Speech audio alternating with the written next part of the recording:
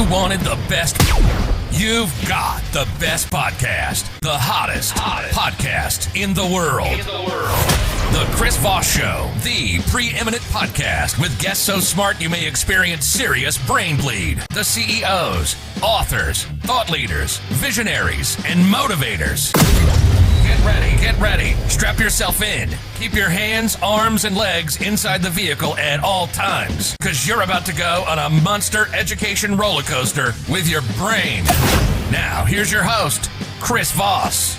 Hi, folks. Chris Voss here from the ChrisVossShow.com. There you go, ladies and gentlemen. There are ladies things that makes it official. Welcome to the big show. As always, the Chris Voss Show is the family that loves you, but doesn't judge you, at least not as harshly as the rest of your family, because we teach you how to live a better life, how to enjoy your life, how to improve it, and all that good stuff. We have the guests, authors, minds on the show that can help you do that as well. Opinions expressed by guests on the podcast are solely their own and do not necessarily reflect the opinions of the host or the Chris Voss Show. Some guests of the show may be advertising on the podcast, but it is not an endorsement or review of any kind. Today's featured author comes to us from bookstolifemarketing.co.uk. With expert publishing to strategic marketing, they help authors reach their audience and maximize their book success. Today we have an amazing young lady on the show. We're going to be talking to her book called Christ is in Me, The Hope of Glory, Victory, the Autobiography of Salma Carunia Carter, out December 5th, 2024. Welcome to the show, Salma. How are you?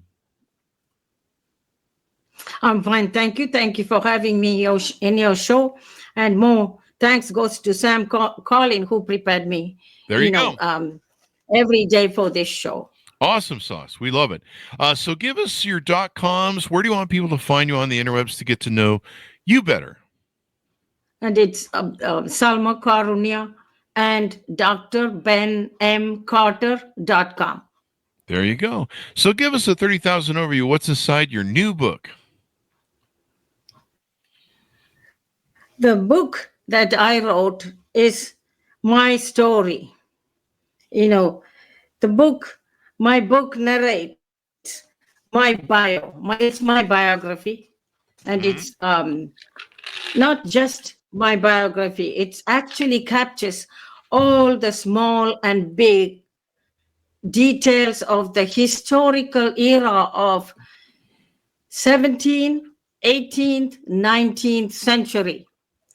Because the mother who adopted me, started this orphanage on 1800. Mm-hmm. So this year we will be celebrating 125 years of the orphanage. It's still running. Uh-huh. I'm one of them. We were thousands of orphan boys and girls. Oh, wow. So this is a story that's about your life. Give us a little bit of insight into how you were raised and some of the challenges you overcame. It is the story of a little girl growing to an adulthood in the biblical grounded orphanage in South India called Dohnavur Fellowship, founded by Amy Carmichael from Belfast, Ireland. Mm-hmm. And she, started it actually initially for the girls and boys, those who don't have any home. Mm-hmm. They needed a home. Uh-huh. But the first orphan who came to her ran away from the Hindu temple. Mm-hmm. India is predominantly Hinduism, Mm-hmm. and the high caste Brahmins believe they have to dedicate their children, firstborn or something to the temple. Now, where do we see this? We see Samuel was dedicated to the temple, and so Eli, the priest, raised Samuel in the Bible. But these are Hindus, and the priests are Hindu priests, and these girls were trained to dance in front of the gods made by wood and stones. So that's how this orphanage started. But my story is, When I was born, 1944, Second World War time, my mother died at childbirth. Oh no! And to You know, giving birth so to you or one of your um, siblings? yeah, there was four boys I heard later on, but Oh wow! nothing was recorded. So it's a very going to be interesting story. You know, it is not only that Americans in 21st century encountered the other American who came from such unique beginnings as myself. I was Mhm. born prematurely, less than 3 pounds. Oh wow! My How mother many months died at premature? childbirth. There was no Sure. How much? How early less was your than 3 birth? pounds. It's How many months were you in to the um, pregnancy when you were? see that I'm an orphan, so nothing was recorded. Oh, okay. You know, All right. But you so just know Amy you're Carmichael premature and never very likely. recorded anything. Yeah. You would have Yeah, been probably what, I 4 or saw 5 that months in early? my. That nothing was said in my medical record. It says, very few pounds, so less than Mhm. 3 pounds, but very active baby. That's all written about my birth. Okay. And then um, I was blessed to be taken by Amy Carmichael, where she hired, wet nurses. So I had two wet nurses that I know because as I grew older, I still saw them because they keep coming to, wean other children, other babies from the nearby villages. Mhm. And we had no electricity, no shoes, no running water, no indoor toilets, no Mhm. toilet papers, use only water to clean ourselves and everything. A Wow. very plain diet, strict rules on dress, bedtime, etc. But Wow. of course, it's an orphanage, so that kind Yeah. of a life. Gotta have some rules. We, yeah, very strict rules.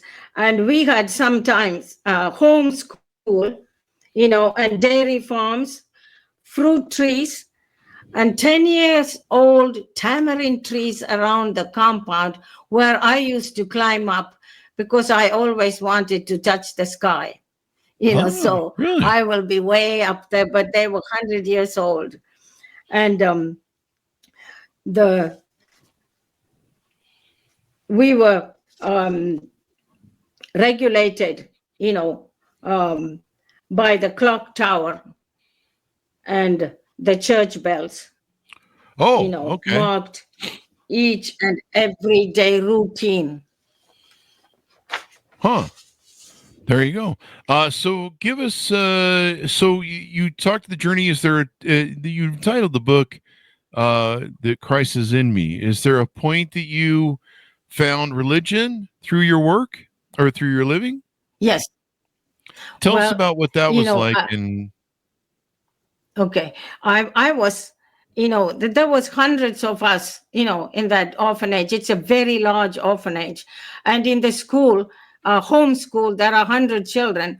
But wow. I was kind of a black sheep, Mhm. because I was very, energetic, climbing on the trees and the roofs and all that. But these missionaries are from England, Scotland, Ireland, Australia, New Zealand, and Mhm. Germany. Some German sisters we had. So it's very strict that we were raised, But so I, the it will be where I come from is the school teachers, kind of, had lot of influence on us, and the authority was very, very strong. Sometimes they could and did alter one's life, and my life was altered when I was, seventh grade. I repeated the seventh grade, and then um, when I went to see the result April, um, it says not promoted. So second time, I failed, but I was not knowing my fate. So I was called to the Mother Superior, that's an Irish lady, and she said, you are not going to boarding school, but you're going to be put into hard labor. So one whole year, my punishment was working in the garden. So I was only 14 years old. I was still a child. And then when I was in the garden, June 1st, I have to start working in the garden. But all the girls that were with me, June 1st, they all packed their trunks and gone to boarding school. And there I was left behind. 15 of them have gone. I'm the only one there with my house mother. So that day I went to the garden. I have to now start my punishment year. And when I was, digging weeds at the tomato patches, I was facing the morning sun, and the beautiful yellow mango tree was standing near the, irrigation wall, and the sun rays were falling on me, while I was weeding. And however, my body and my mind and soul were groaning and travailing together. The whole creation around me seems to groan and travail in pain together. Romans 8:22 says that. At the same time, something was happening to me, to my body, when my mind was processing this fate of my life throughout this whole year. My spirit was crying, Abba, Father, the only Father I know as an orphan, is Jesus Christ, the Heavenly Father, for I am an orphan. It says in Romans 3:28 that not only the creation, even we groan within ourselves, waiting for the adoption, the redemption of our body. I'm an orphan, so the father is a very important figure. I don't know the father's love. I don't know the mother, but I knew God was my father. In the garden, while I was there, I felt that my body, mind, and soul were working together. Even though God has made us in three parts that functions differently, our body is mortal. Man is subject to death. And the mind, the part of man that thinks, feels, wills, reasons, understands, perceives, and experiences emotions, will also die with the body. But there is another part of me, is the spirit, which is immortal and will live forever, eternally. Because Genesis says that God breathed into man, and man became a living soul. So hardly I worked for an hour, I started feeling sick. Now my mind, body, spirit, all are working together. My body was started, to feeling sick, and I was started to throw up. And then I ended up in the hospital, but I was sent back home to rest. Well, the rest, what happened, they can read that. But actually, my faith started when I was in 4th grade reading Pilgrim Progress by John Bunyan. And that gave me, the order for my life. If I only trust God. When Christian and Faithful was in the dungeon, they were beaten by the giant. But every day they came to the door, but, they couldn't open the door. One day Christian said, I'm going to die, then, the giant beating me every day. I can't bear this. But then the Faithful said, well, we'll wait and see what God can do for us. And suddenly, Faithful found a little Bible in his pocket. So they went to the gate, and read the scripture, and the gate opened it. So a lot of people are in trouble. But if you trust God, and his word, there is an escape, route there. There you go. So And that's what I so learned you that. found that kind of in your thing. How did the rest of that shape your life and influence you?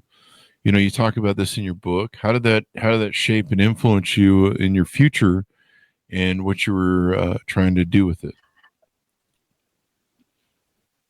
And then, I said that, I was set free from the work. I found not guilty, and I sang, Jesus paid it all to him I owe. Sin had let the crimson stain. He washed me white as snow. So now something happened. And that same year, when I had my birthday, I was kneeling on we don't have bed. We had a, straw mat. At 9:00 at night, I knelt, on my straw mat. That's my birthday. And I said, Lord, I give everything to you. I'm punished, but I still believe you. You set me free from that. And, he washed, I asked forgiveness. And all of a sudden, there is something went through me like a lightning.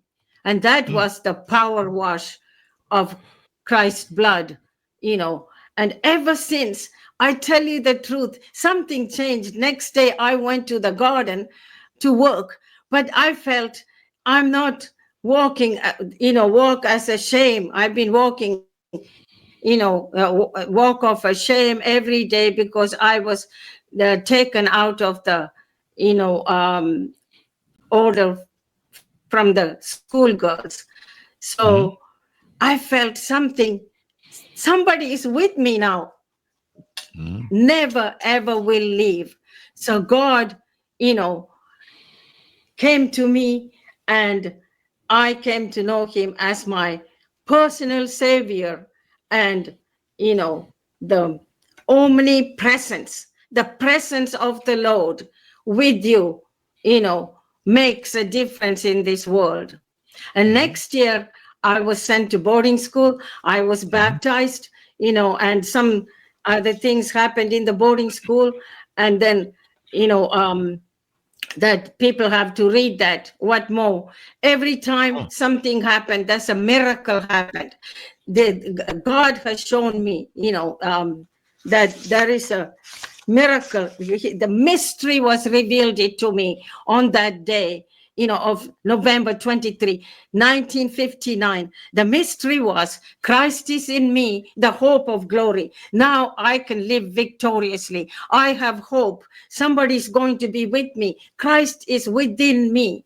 And that started on 1959, November the 23rd. And that took my journey. And I finished high school, but I wanted to be a teacher, but I couldn't get to a teacher's training for 8 years. I waited, but finally I got the typing, secretarial training. But then the Mother Superior who punished me for the year now felt different about me. And so she sent me to Bible college, so I went to the seminary, and 2 years course I finished there. And when I went to the graduation forward, God has given me, do the work of an evangelist, fulfill your ministry. And that hit me so hard. I came home and told the Mother Superior, I don't want to go out to work as a secretary. Send me as a missionary. And she said, no, missionaries can't earn their bread. I'm an orphan. I'm living in the beneficiary of the orphanage. Now I have to go out and earn my own bread. Oh. So finally, everything, there's more things happen. Read it in the book. And finally, I was sent to work way up in Himalayas, and I'm already 28 years old. I never earned a penny, whole life. I have 28 nothing. years old. Wow. And 28 years old, I've been, kept in the orphanage. And when I was given the, a chance to go out and hold a job, and they pack a trunk, but I had no money to take with me. I have no purse, Oh, nothing. wow. But the the only thing is, because he lives, I can face tomorrow. Because he lives, all fear is gone. Because I know who holds the future. And life is worth of living just because he lives. And this is all I have. Nothing else but the one who lives and one who is with me. Christ is in me, the hope of glory. And then I worked as a child evangelist there, as well as I was a dean, in a boarding school. It's an English school. So I developed my speaking English there. And finally, one day, something very strange happened. When I was taking my devotion in the morning, all the books that I read, Streams in the Desert, and some of Amy Carmichael's devotional books and all. And it says to me, God said to me, I have a plan for you. I said, God, I just came over here. I love these children. I love this, child evangelism. I'm doing it in this school. And, these children are from other countries. Most of them are from Thailand, and half of them are Tibetans, because when China invaded Tibet, this school opened up for the Tibetans to come and, study here. So I have a lot of different children, different language speaking, but it's an English school. So I loved my job. But one day when I had this, God said, I couldn't, accept because I'm enjoying my life here. But I went to, on my knees and said, okay, Lord, thy will be done.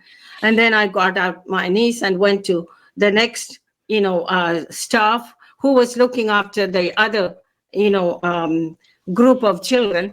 And I told her, she was from Australia. Her name is Diane. And I told her, Diane, God has told me this morning that some plans that he had for me, so I'll see what comes in my, mail today.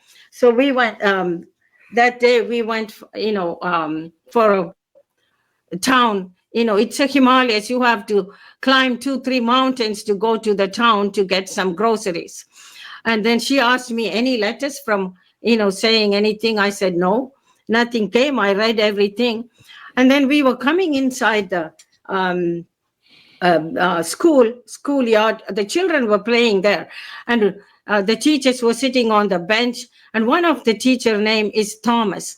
And Thomas called me, said, Salma, come over here. I said, yes. What do you have to say, Mr. Thomas? And he said, last night God told me that tell Salma she has to go to a Bible college. I said, what are you talking? I already went to a Bible seminary in South India. And he said, this time you have to go abroad. I said, oh, abroad? I'm an orphan.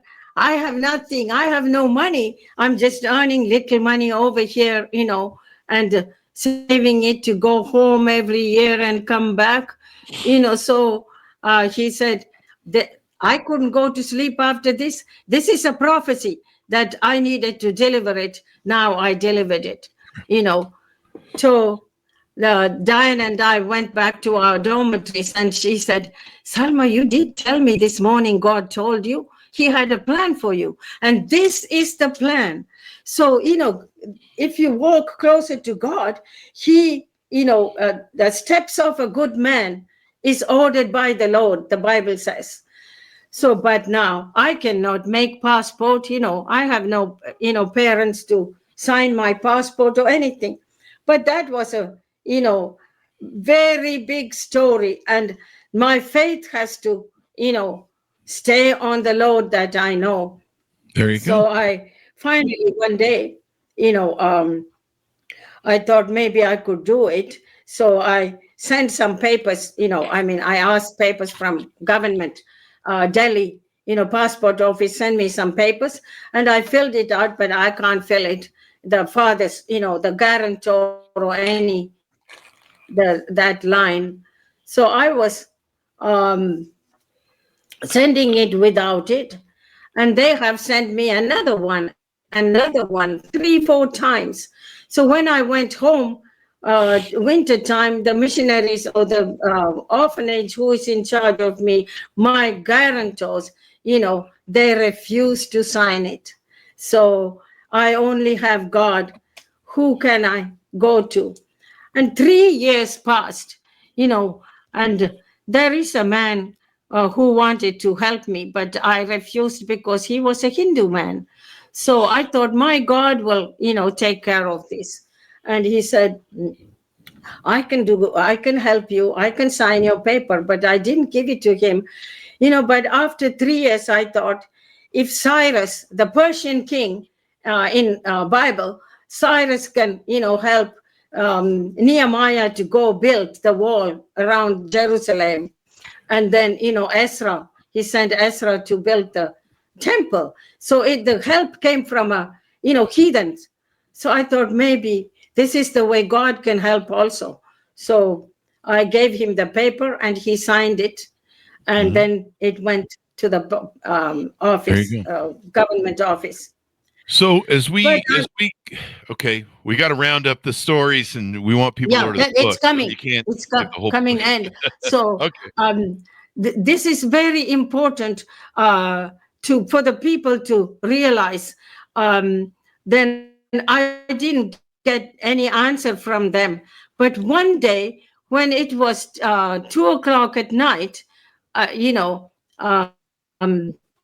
no, I was taking my devotion that day. Again, God talked to me. You must go down to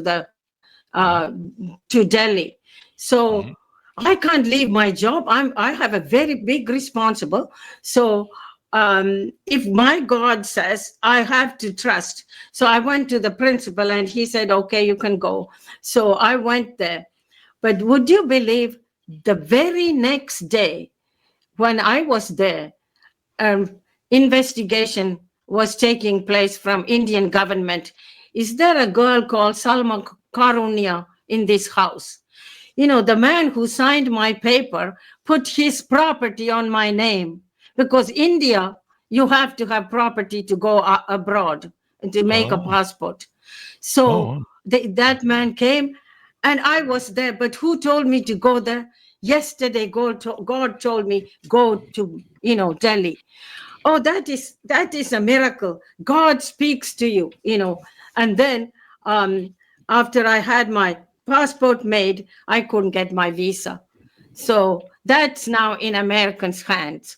So American embassy said, ma'am, you are single, you can't go. I said, I'm a nun, I'm going there to study, in missionary college. I would like to, so they wouldn't do it. Then after some times, when I was sleeping one day, it was October. The school already started September over here that I was accepted. But October, one day, 2 o'clock in the morning, I heard my name called Salma. So I woke up and went to the dormitory to check the kids whether they are okay, because I'm responsible for the night duty also.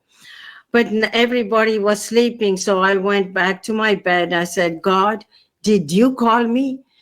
Because children would call me Auntie Salma. It was just Salma. And then I went to bed. I had a dream that I was showing everybody, I got visa.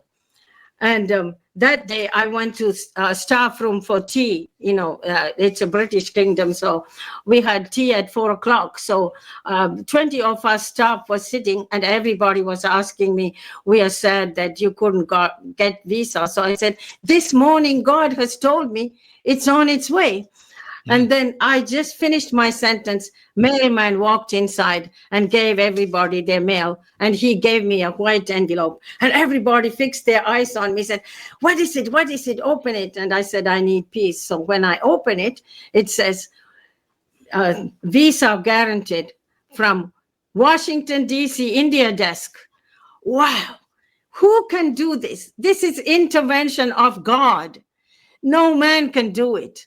And my passport now, I see that I couldn't renew Indian passport again because they said there is no guarantor signature. But I did.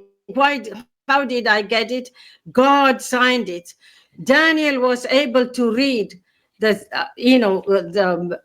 writings on the wall. But my passport has, white empty space where there is guarantor. God has signed it. No one can read it. So this is the way, God led me over here. Now I met my husband in Puerto Rico, where I was doing my internship from Bethany Missionary Training in Minneapolis. And we married, and, we went to China to teach English, and he went to Scotland. He went to Wheaton College and learned the Christian theology and wrote 8 books, how Darwin failed to tell the truth. Then first he said, clay supper, confession of a born-again Christian. I'm going to publish that next because it's getting prepared to be published. So I have more books coming to help people, from addiction on all sorts of things. There is only one God, and there's only one life to live. It will pass soon. Only what's done for Jesus will last. And I would say, each day I do a golden deed of helping those who are in need. Our life on earth is short and span. Each day I do the best I can. Life's evening sun is sinking low. A few more days and I must go. Where? To meet the deeds that I have done, where there will be no setting sun. So this is why Christ is in us, the hope of victory. And I am 80 years old, and today I was watching the Cardinals, marching into the Sistine Chapel, right in front of the painting of Michelangelo's The Last Judgment. And I was reminded this verse. It is appointed to the man once to be born and to judgment.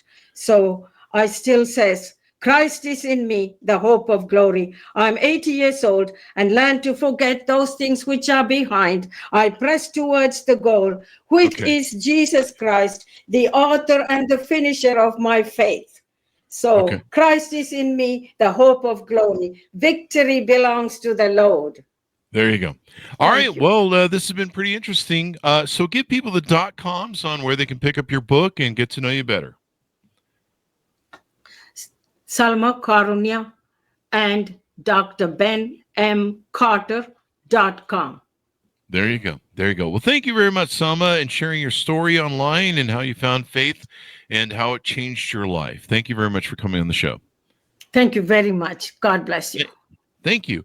Order the book, folks, wherever fine books are sold. It is called Christ is in Me, The Hope and Glory, Victory, the Autobiography of Salma Carunia Carter, out December 5th, 2024. Thanks for tuning in. Be good to each other. Stay safe. We'll see you guys next time. There you go.